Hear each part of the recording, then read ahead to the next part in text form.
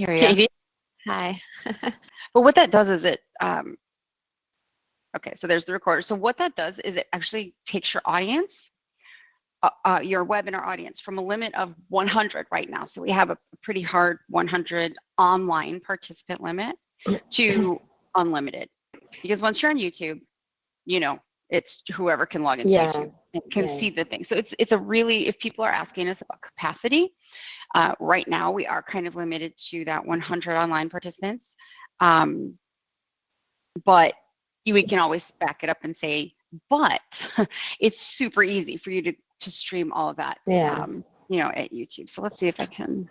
I feel like if you need more than 100 people to access it, it's worth putting on YouTube anyway. Yeah, yeah, exactly. So if, can I just get to this?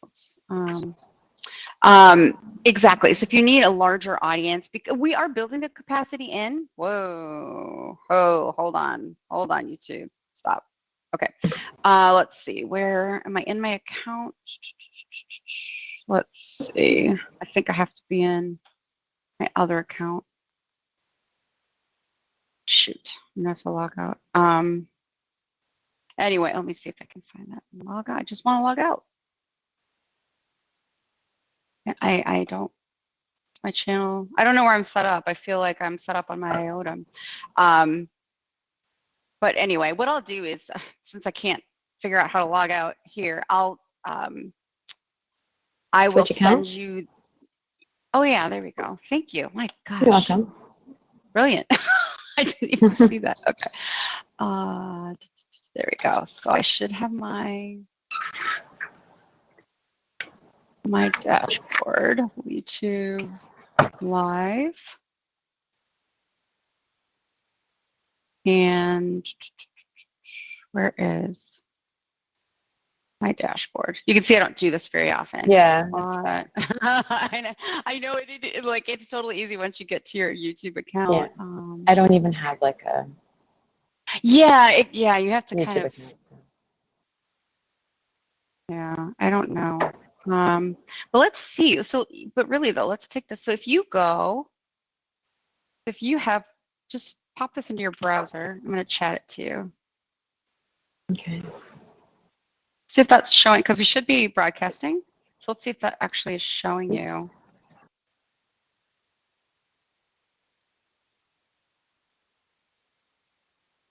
It should actually be showing you what we're doing.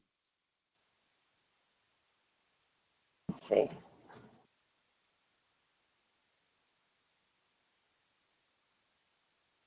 It's waiting for mix.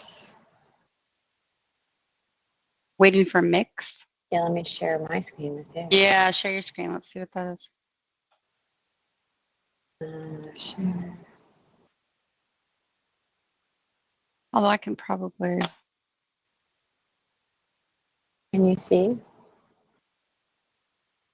Can't tell if it's. No.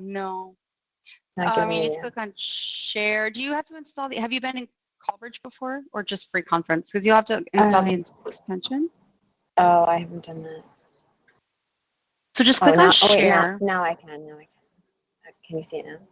Yep, I can. Yeah. So this is what I'm seeing. Okay, I see. Yeah. So I wonder if I somehow have a different thing copy and pasted in there, because you should be seeing that presentation there. So I don't know. I'll have to take a look at that. It truly shouldn't be that hard. Like I just forgot where everything was when I started doing it. So I would say play around with that, like open your own and play around with it. So I don't want to waste time on it. I can do that. Yeah, no worries. Yeah, for sure. And then I'm going to look at mine in case I need to demo it. I should really clean that up a bit. But I'll go back to sharing my screen here. Okay. So I guess I'll speak a little bit to the webinar style controls that we have, because that's one thing that Callbridge participants are interested in, is like, hosting webinars and being able to control the webinars. So in the chat section, you'll be able to see all the participants, just the two of us right now, but that's how I was able to unmute you. So, just click on your name, and then there's various things that I can do. I can mute you. I could pin your screen to the middle so that I only see you. I can make you a moderator. You also can mute everybody. So for example, in the webinar we're doing tomorrow, we're going to leave that in presentation mode so that everybody's lines are closed. And I'm the only one that can unmute the lines because we don't want any interference, right? We don't want like dogs barking or dishwashers or anything like that. So we're going to mute everybody, and then you can unmute people. So this is just kind of the place where you'll have all of those features as well as the chat. Some things that we're missing, just so you know, that are on the, as far as I know, are on the roadmap, but that we have huge demand for is, for example, you were just able to share your screen, which is great because this is a small interactive call. It's not so great if you've got a webinar of 50 people and someone decides to start sharing their screen. Or put themselves on video. So what we're missing is moderator controls to disallow that or to shut that off for participants. We are missing a way to hide the chat from everybody and to hide the participant list, because most of the times when you're in a large webinar, it you know, you want it to be anonymous. Like you don't, if you invite like 5,000 people and 3 people show up, you don't want everybody else to know that. You still want to do the webinar like a big webinar, right? So we're missing a few of those things. But otherwise it's really quite a good system for everybody's chatting me. I'm like, okay, just give me a minute here. It's a good system for webinars because we really have done a lot of work like focusing on the main content panel instead of the small tiled screens. We have hidden the controls to a certain extent. So if you leave, if you just leave your mouse and don't click over in this space, you won't see these controls. So really the focus is on the content in the middle of the screen and not on everything that's going on around it. So it really is a good platform. You can tell the quality is good. There's a lot of things that happen on just because it's the internet and and it's people, and you can't control users. So like if I had my mobile phone and I was dialed into the call, but I didn't mute my speakers, we'd be hearing some horrible feedback and echoes. So one of our biggest challenges is to in terms of, I think this might affect what you do, but is to be able to clearly communicate to as many people as possible the ideal setup for these calls. Like, what's the easiest way to take Joe Smith, who's never been on a webinar, and let him join a call successfully? That's one of the things we struggle with. Like, how do we say it to them in the invitations? Yeah. How do we write it up? Because there's just so much information, and Sarah's like the expert on that because she does a lot of stuff with end users and support. Anyway, so I would, like what I do all the time, especially as I'm preparing for these webinars, is I just start a meeting and I just start posting, I just start clicking around and playing with controls. I dial my phone line in if I need a second participant in there. So you can do that too if you wanted to kind of experiment with it. There's almost no restrictions in terms of, what you can do when you have yourself on and your, I'm trying to say, like when you have yourself on, but you want another participant, as long as you've got your phone line in there, you can do everything. So that makes sense. Okay. One really, I don't know if you've seen our, some of our diagnostics that are kind of sitting right here always is the, you can click on your little Wi-Fi signal and it's going to tell you a lot about what's happening. So, if for some reason someone is on a delay or they're just not, something's going, they can click on that signal and find out a little bit more about their connection. Also, the connection test that we have is, do we have it in here? Oh, so you can click on your settings and make sure you're connected with the right camera. The connection test itself is in the dashboard. I'll show you where that is. I know that was kind of quick, but do you have any questions about this, like the in-call page and what you can do? And no, I'm pretty. It's pretty. There's a lot of cool things I didn't realize. The queue. I wouldn't mind going back to queue for a minute. Yeah, sure. You access that? Yep, no problem. That's kind of where I was going to go anyway, because that is all located. So this, and you might have an account you've logged into. That's just my that's what's behind my login as a user, right? So this is my main page. Mhm. And that's where you're going to do everything. So, well, most everything. It's where you're going to access things you don't see, and it's where you're going to do things like starting a call or scheduling a call. But it's also where the search key is. So anytime you want to search your terms, that's where you pop that in. Okay, and then you can, pull up whatever it is you want. You click on it, and then you'll see everything about the call, the transcript, the chats, the documents that were uploaded, everything about that call. So I have a question. What happens if you've never recorded a call, and you is that search bar for everything on the platform, or is it just for Q? Like if I don't have anything, It'll still recorded. pull up yeah, right. That's a good question. So let me go back to my there. So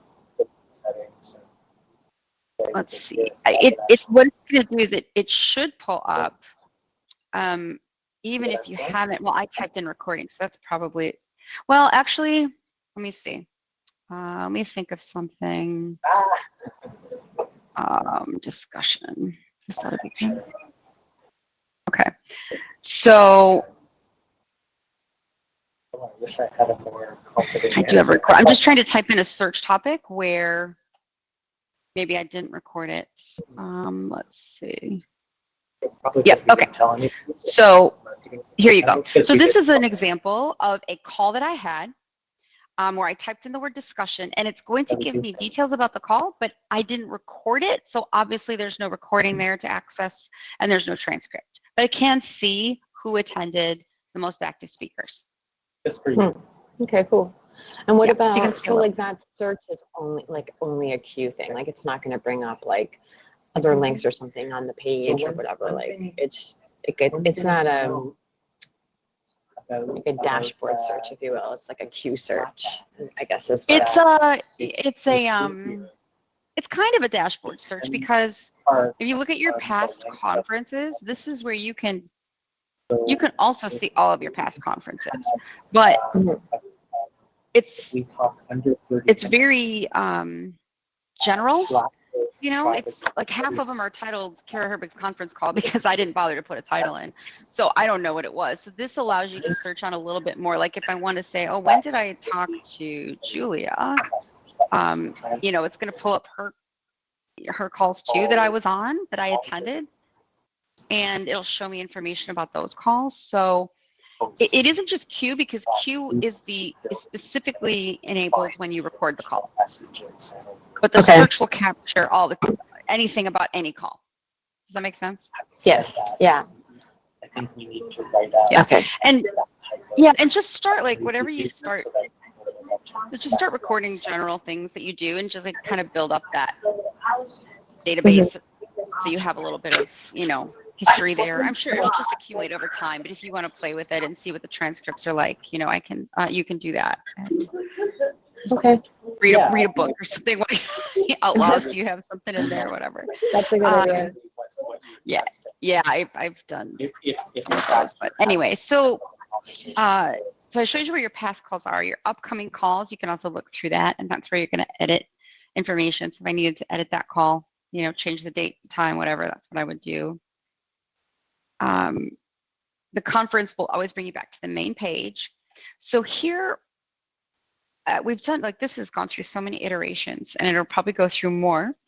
But, it's kind of like we try to make, first of all, getting your information as easy as possible. So your dial-in number is listed at the top, the access code that you give to people.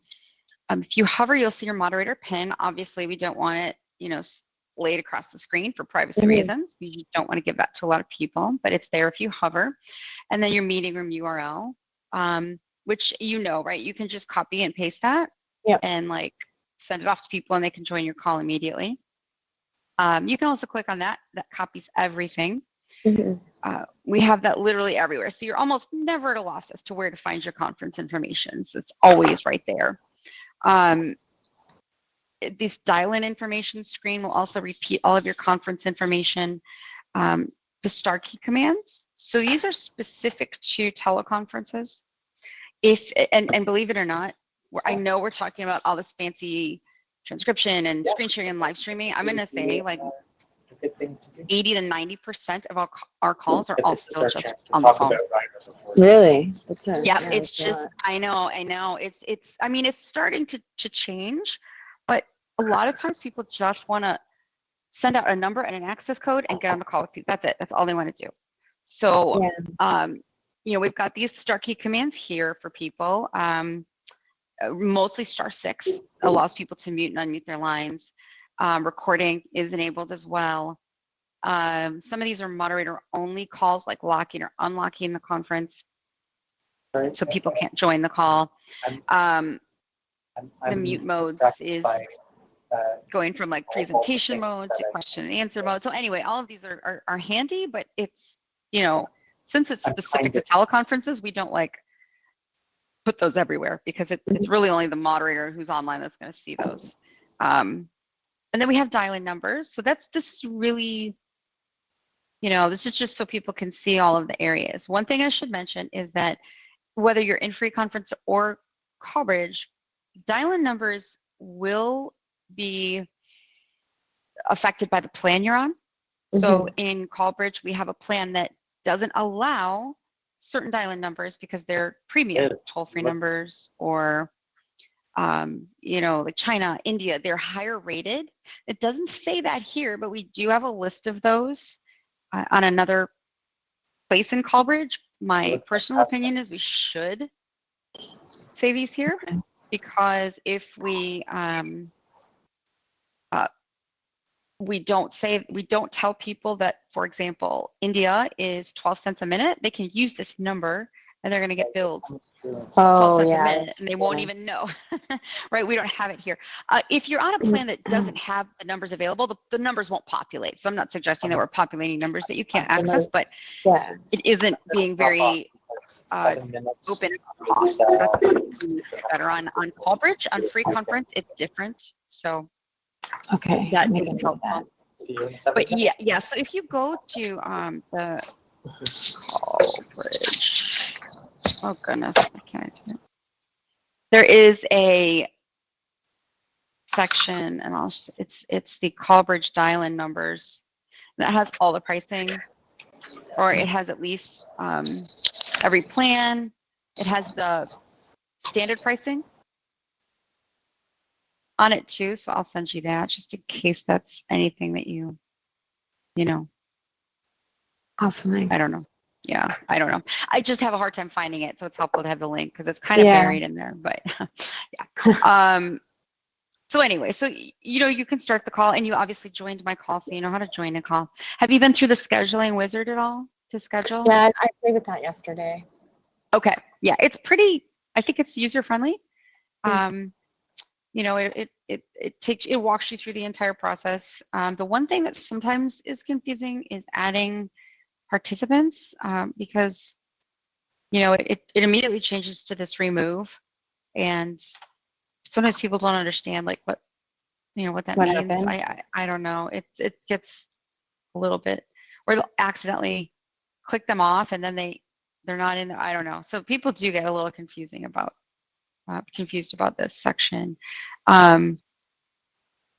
And then your dial-in number. So that you have a primary dial-in number, but that any of these numbers will work with the same access code. Right? Okay. So whether I'm in Argentina or Belgium, it doesn't matter. As long as I am dialing a number associated with the platform, I can get into the call with my access code.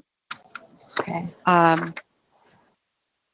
Callbridge has the ability for people to have custom numbers, and I'll show you more about that in a minute, but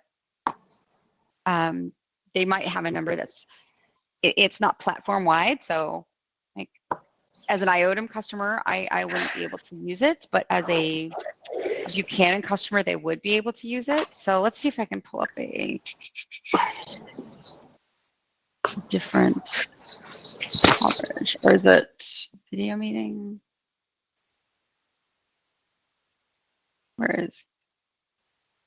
Try to pull up a different, there we go.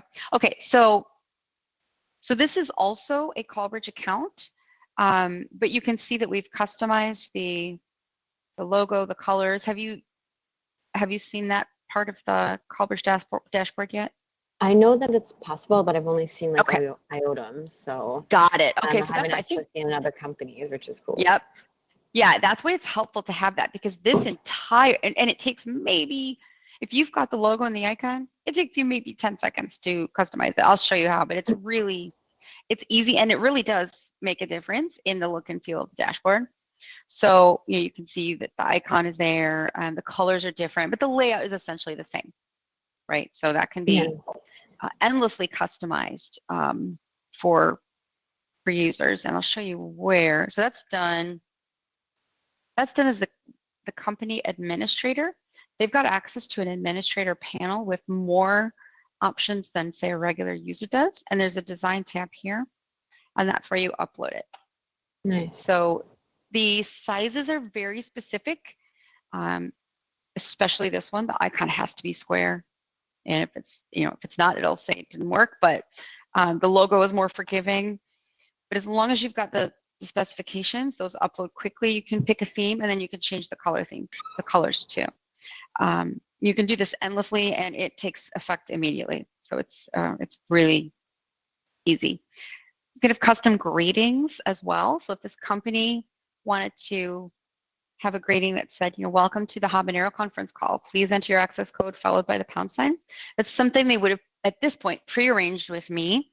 So what I would do is request our voice talent to record a greeting for them.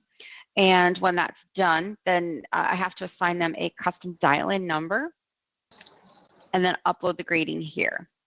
So I won't jump in too much on dial-in numbers, but I just want to explain the dial-in number. So you know that, and we just went over that there's many countries and many cities. Yeah. If you want a custom greeting, we have to give you your own number, because obviously we don't want someone with like an IOTM listening to the habanero greeting. That makes no sense. So we have to say, okay, where do you want this number? Do you want a Toronto number? Do you want a Chicago number? What location? Then we go and we order a custom number. We add it into their company directory, and then we upload the greeting. I'm explaining this because a lot of people do not understand why it doesn't apply to every single number that they have. Yeah, I was wondering what's the point of the dial-in numbers? Like if somebody sends you a number to join the call, why would you need a dial-in number? Why would you, instead of joining online?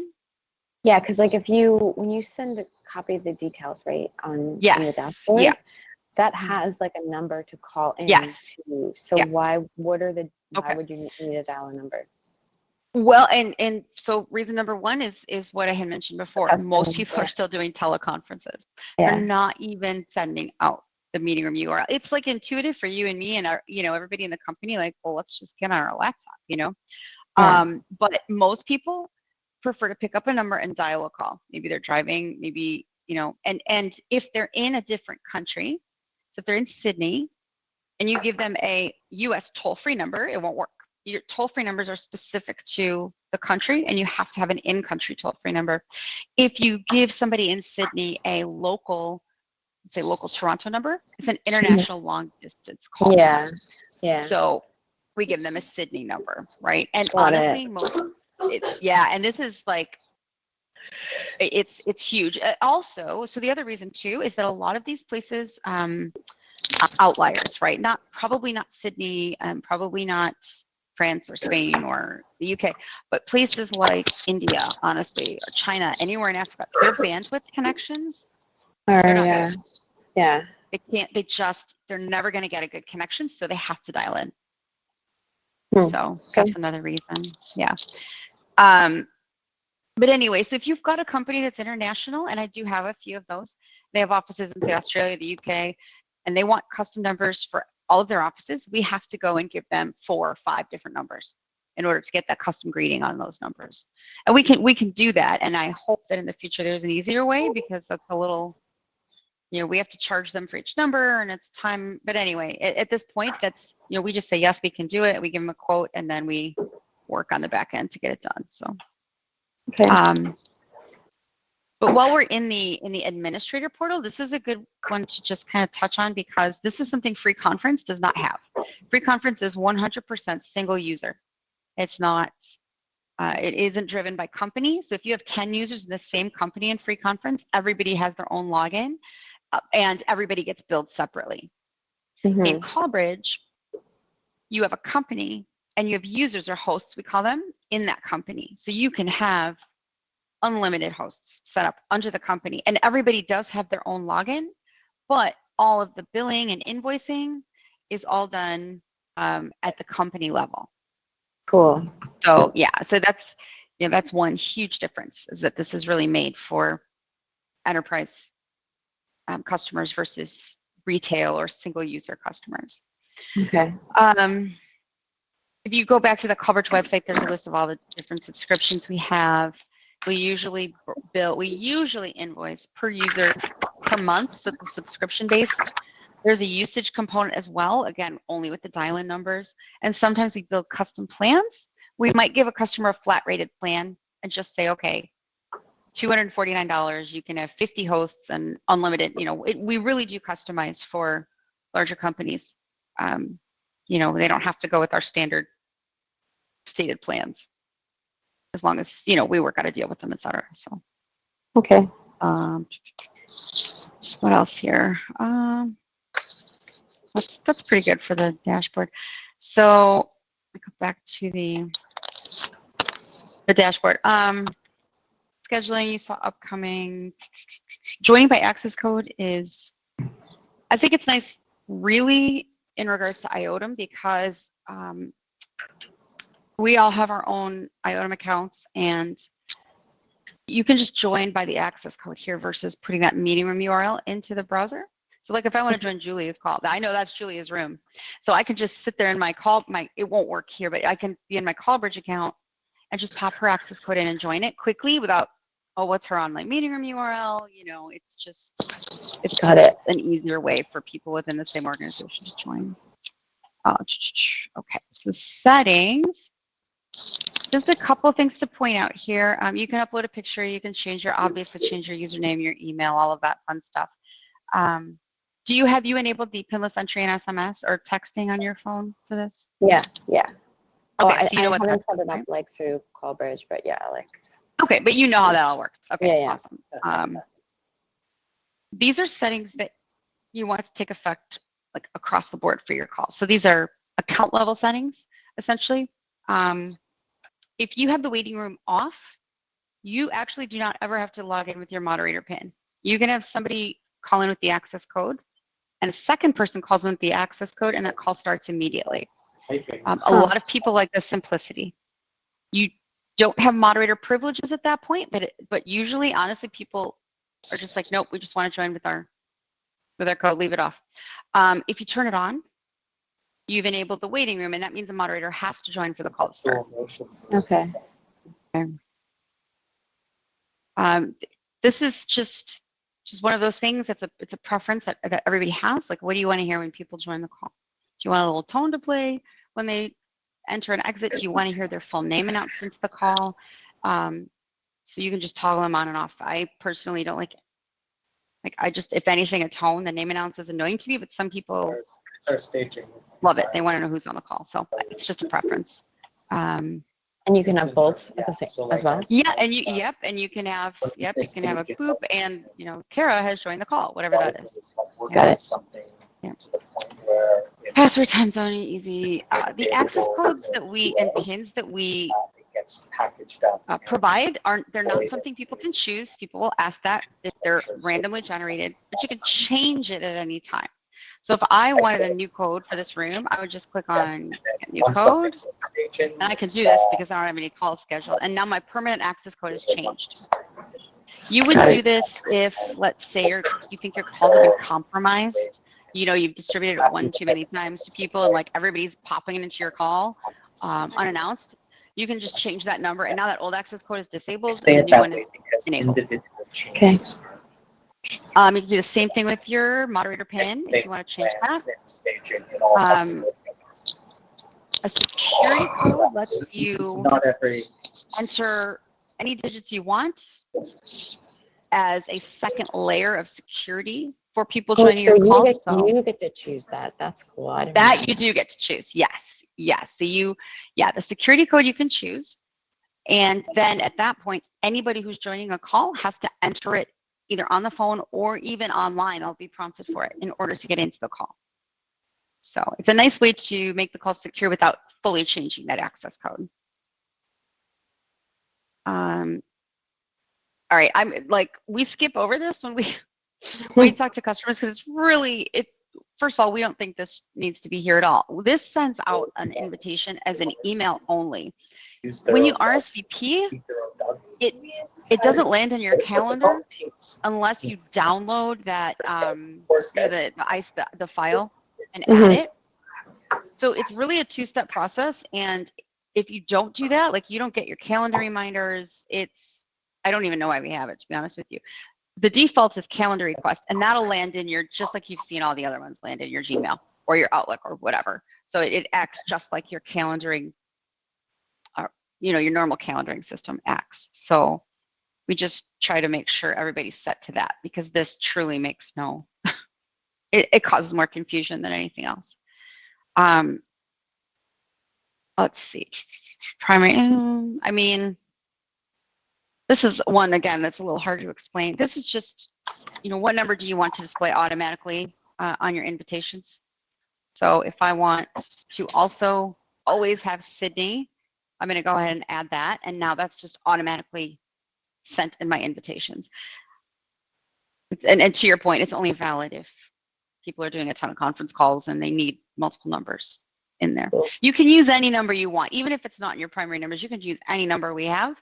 This just makes it show up automatically. Okay. And then, actually, I should show you in here because I need to change that. So the moderator controls, so I have that in presentation mode. I need to change that because when you joined, you were automatically muted, and I forgot that it was set like that. So, this is just what default you want it into. Obviously, conversation mode, everybody has an open microphone. Question and answer closes all of the participants' microphones, but they can unmute themselves. And presentation mode, they can't unmute themselves. Only moderators can unmute them. Okay. And you can toggle that during the calls. It's not like do or die, but it's just how the call starts off essentially. So let's see. Oh, this is probably good. So the menu section, a couple things to point out here.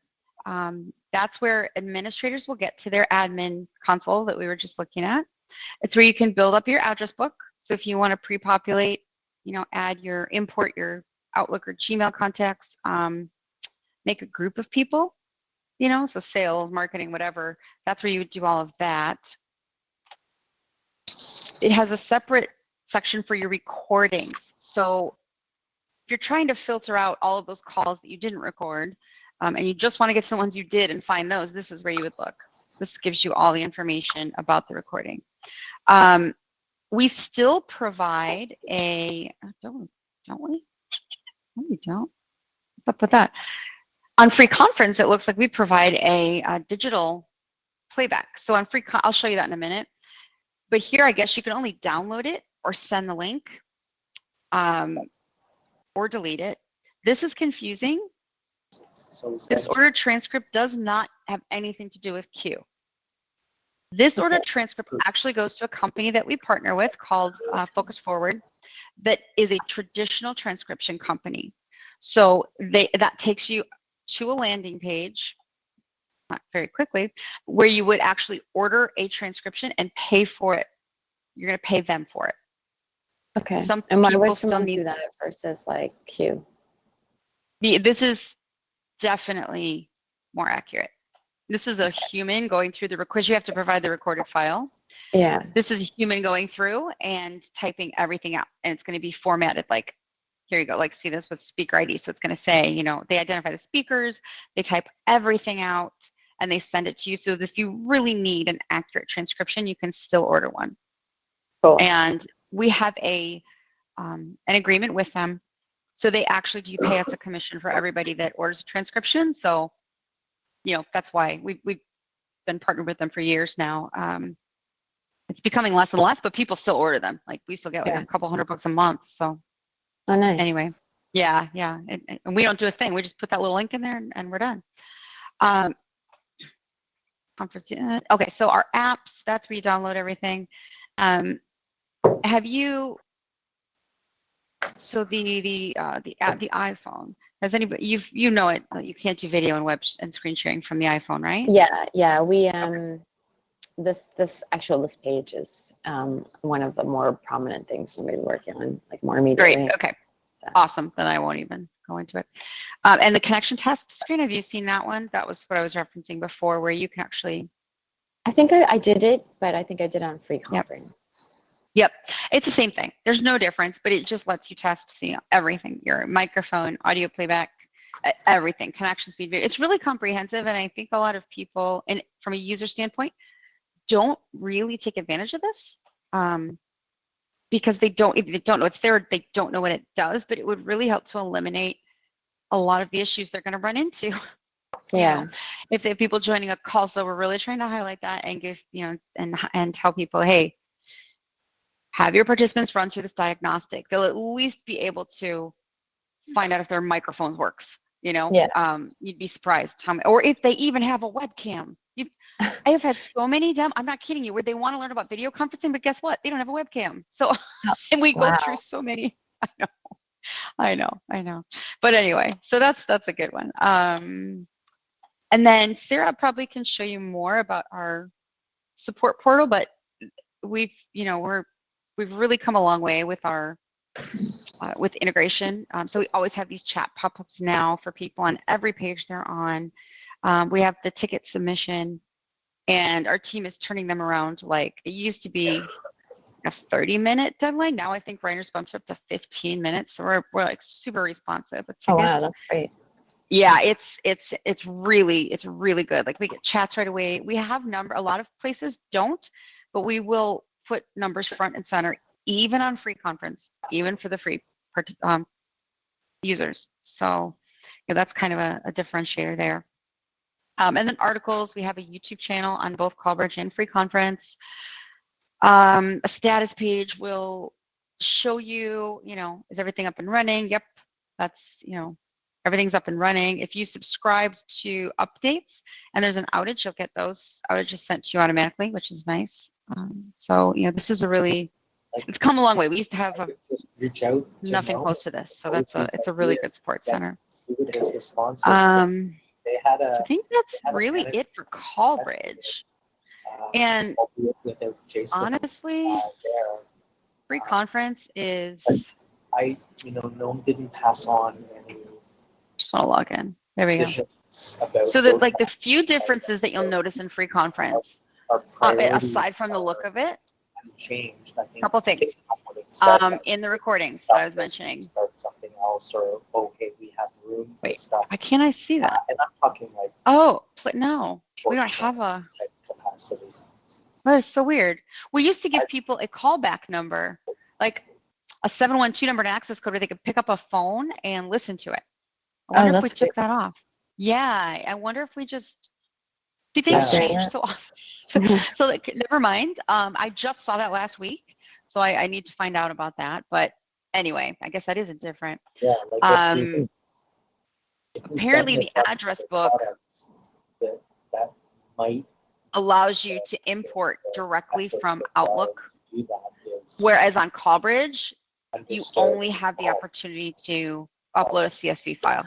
I don't know why, and I have to assume they're working on it, but that's a difference that we just noticed too. The other thing is the dial-in numbers. We were talking about that. As free conference, will give you a really good idea of what's included, how much it costs, how much you've used so far, based on the plan that you're on. So it really, and that's because we get so many like, oh, we thought this was free. What happened?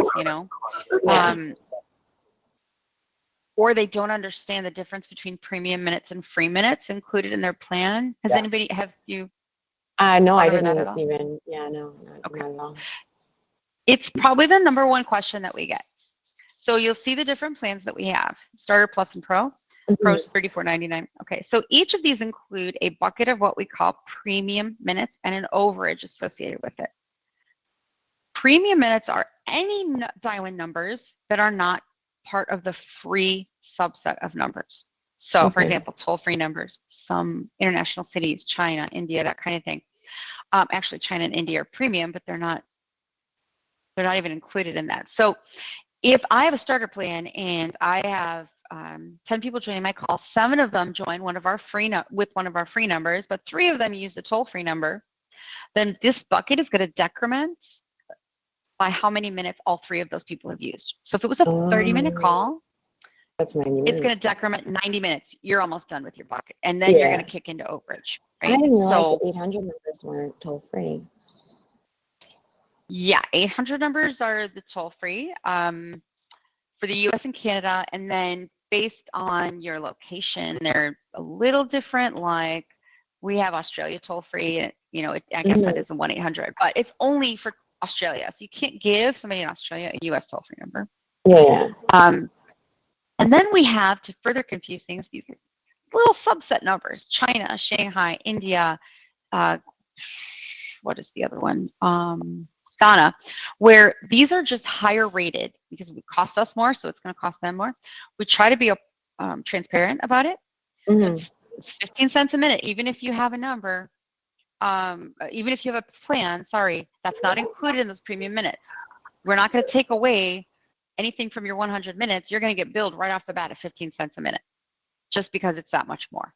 So, you know, I don't know what this might mean to you as you go along, but I have to believe it'll come up. It's literally our number one question on. Yeah, I was talking to Sarah yesterday. Like I kind of sat down with her and was asking her a bunch of questions just to kind of get a feel for like our customers and what their pain points are.